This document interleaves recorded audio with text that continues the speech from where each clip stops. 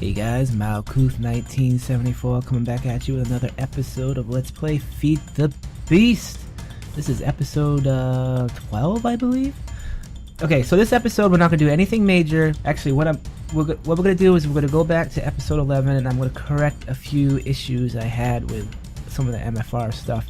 And I'm going to show you how to basically get unlimited essence that I've learned through the hard way of doing the MFR auto mob spawns. So first let's head down to the cow farm and show you guys a couple corrections I have done here. Alright, so we're back here. Now I went to the Reddit forums and I complained about I was having issues with the cows glitching through the walls and basically dying inside the walls. So what somebody suggested was that I actually put some conveyor belts on the walls, which keeps them away from the walls and keeps them more centered in like the middle of the pen, because you have to have a 12 by 12 or a 5 by 5 pen to that's the way the breeder works. So I fixed that problem. Now I don't have any issues with my cows disappearing or dying. If you notice over here, I did the same thing with the wall, because what happens with babies is that babies will naturally want to go towards an adult, so they'll do the same thing. They'll glitch into the wall, and I'll lose babies inside the wall, or they'll glitch out, or die, or whatever will happen. And so I fixed that with just having those conveyor belts running away from the walls. Keeps them away from the wall. They keep trying to fight to get over there. And I got rid of the third room, which was what I call the kill room, because how the grinder works, grinders will not kill babies. So it was very redundant, I was told, to have a baby room and then a kill room. Got rid of that whole room and just have the baby room and the kill room in the same room. They'll grow into adults and then the grinder will take them and kill them. Like, watch, there's one right there. He's gonna die in a second. But it won't kill any of the babies. And there he goes. And then he goes in, meat goes into there, and the mob essence goes to the mob tank. So basically that's an update of that. I don't know if I ever brought you guys downstairs, but this is what it looks like downstairs. We got things getting powered. MFR, you know, you have to power everything to get it to work. And I have 3 of these sewers running. That gives me my sewage. And I have a composter right here that gives me my industrial fertilizer. I am finding out, if anybody wants to give me a tip on how to make this more convenient, unfortunately it's not enough to keep my farm running, you know, 24/7. It should be enough to keep at least. I put this up here to just run this 3x3 farm in the middle, but unfortunately it goes through the fertilizer so quick that it's not really, you know, convenient. I haven't hooked it up yet, but I'm going to hook it up later. But let's go downstairs and I'll show you the new farms I built. There's my mob essence. Still not full yet, but alright, so we still got the middle one right there is what we built last episode. That's still the same. It has those dudes in it. This one's new. This is my chicken farm, and we're going to show you how this works. It uses vanilla. I love using vanilla mechanics with the new mechanics. So anyway, these are the chickens. Nothing ever happens to these chickens. They are permanent residents of this room. Their sole purpose is to lay eggs. They are on top of water, and if you guys know how chickens work, they will not sink in water. They always try to stay above it. Below the water is signs. The signs is what's keeping the water up, which kind of sounds lame, but that is exactly how it works. That's how Minecraft works, because signs are technically a block that things can fall through, though. So when they lay the eggs, they go through the water and they fall down to the basement floor down there. We'll go downstairs. Usually, and if this was a vanilla Minecraft thing, you'd have this as water. But since this is Feed the Beast, we have MFR, which Alright, so instead of using water, we're using these MFR conveyor belts, which, you know, is a lot easier to use than water because you can make them any length you want. Water is, you know, limited by, what is it, 7 blocks, 6 blocks that it can go. So, yeah, so the eggs come down, they land on the conveyor belts, and they all end up going into a chest over there that is fed by these MFR item blocks, which is basically a void pipe, but I just decided to use these blocks because when I made one of them, it made like 8 of them, so... Anyway, so they go into this chest, and I have this gate set up that's set to items in inventory and an energy pulsar. So it sends it up these pipes into the second room, and we will show you the second room in a second. Now, this is a timer. I know I'm not using, remember what I said, I'm not using red power because I want to try to get to 1.5 when they come out with the mod for that. I'm going to try to. I don't know if it's going to actually work or not. If it don't work, then I'll start using red power again. But red power probably isn't going to be updated to 1.6. So 1.5 is going to be without it. So whatever. I want to go to 1.5 because MFR has the new gate blocks that replace the gates that this is doing, and it also has the power the red power net, which is basically red alloy wire, but MFR style. So anyway, this is just a basic timer made with vanilla mechanics using repeaters, double repeaters just like this, with a redstone dust connecting them, and it makes a timer. And you can adjust the timer by adjusting the little levers here, make it slower or faster. And it sends the pulse up to the second room, and I'll show you what that is sending pulse to. In the second room we got a dispenser, and that's obviously I have the old trick of putting a block and a red power torch or a red alloy torch or whatever the hell those are called. I can't remember now. Whatever, the torch is there to bring the power up instead of bringing them sideways. You know how that works.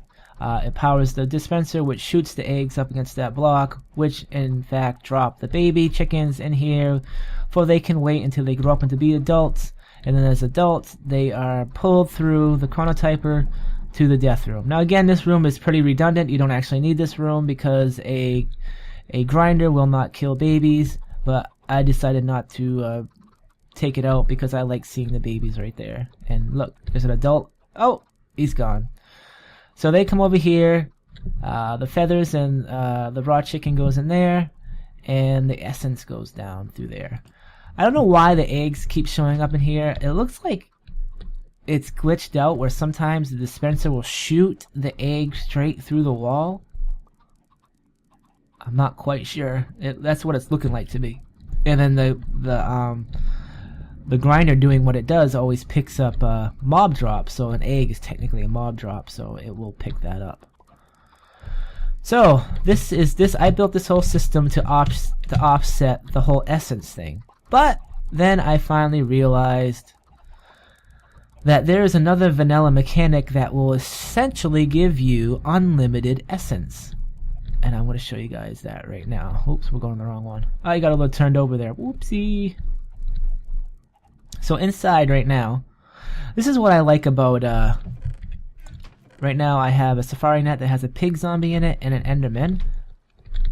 Inside the room, already in the spawner, I have a slime safari net.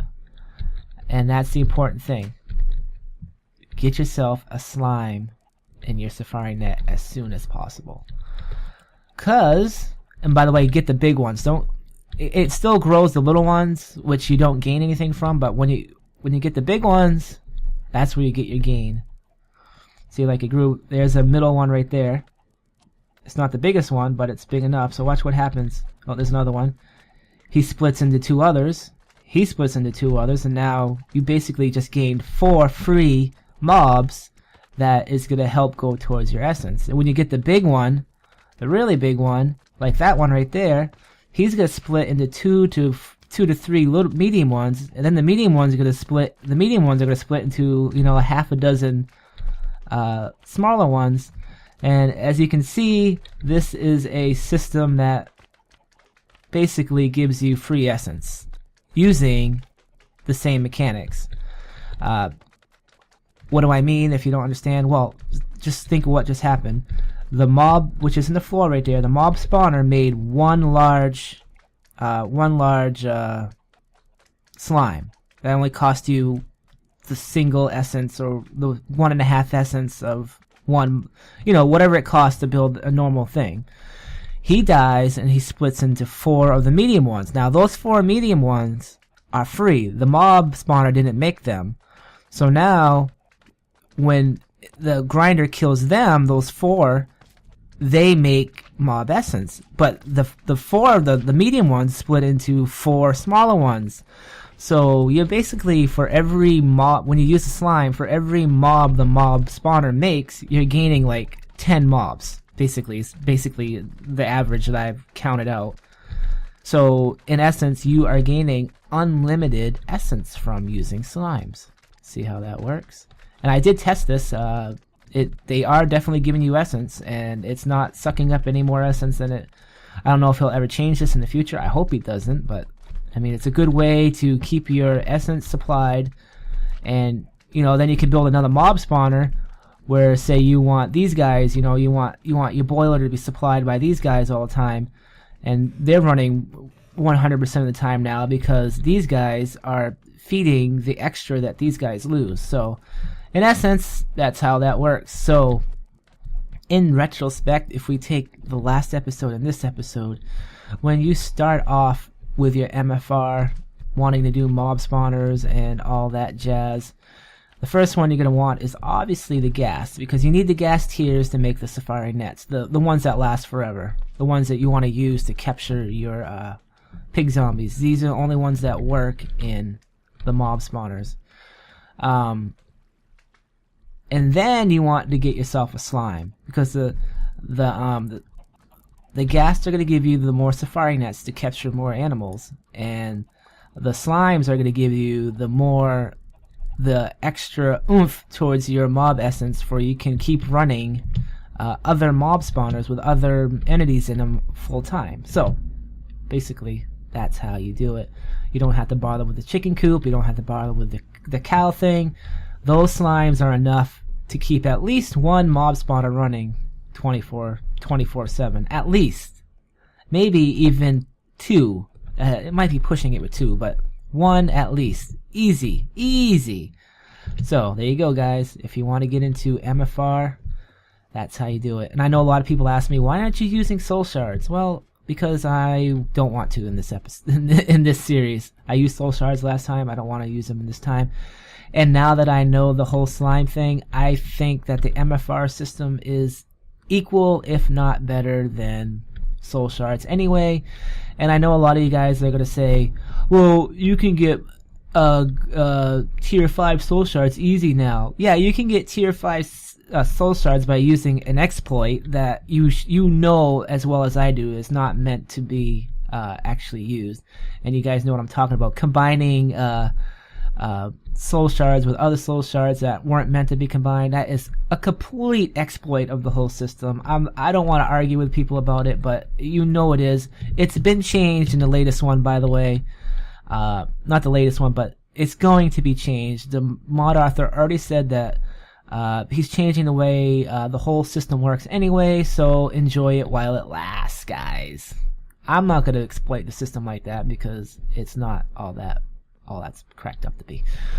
Even though a soul shard, if you do the work of killing thousands of zombies or whoever you want to kill, is a lot more rewarding in the end, because it basically is a maintenance-free system. The MFR, that's its only drawback, is that it might take some maintenance to keep it running every once in a while if something weird happens or something like that, because you have the mob essence. You basically have to keep your mob essence running, or you will not make mobs. So I think that's about it for this update. I do want to talk about something. I was trying to get into IC2, and I made another boiler, the supply EU, and I was having issues keeping up with the fuel supply, so I made a forestry farm down there. I do tree breeding, so those are apple trees. So what I was trying to do is to try to make enough, some more saplings and plus apples to supply my what the hell is this kind of fuel called? My biomass. Now, unfortunately, this thing sucks up so much apple that it still can't keep up. So I have it hooked back up to water, and I'll just let this catch up again. Let's go downstairs. I don't know. It doesn't seem like it's keeping up, and it's starting to annoy the hell out of me. But this is the new boiler, another high pressure boiler with biofuel.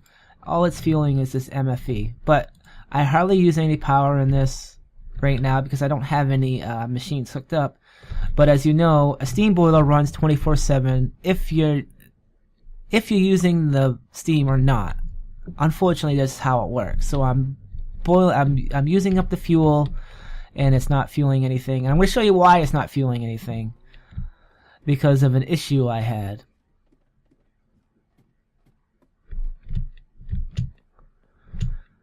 I just built this farm, so I mean I don't expect it to keep up right now. I gotta wait till the saplings catch up to their, basically making more saplings than I need. But anyway, I made this extra room to put all my IC2 and Greg Tech stuff in it. And you can tell it looks like I had something here, and you would be correct.